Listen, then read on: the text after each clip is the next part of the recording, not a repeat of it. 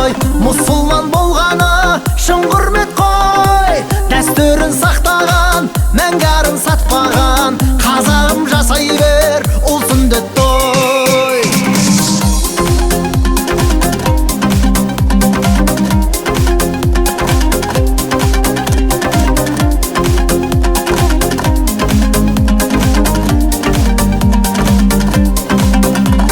Елдің қамын ойлайтын ер келеді, батыр болып ел үшін тер төгеді.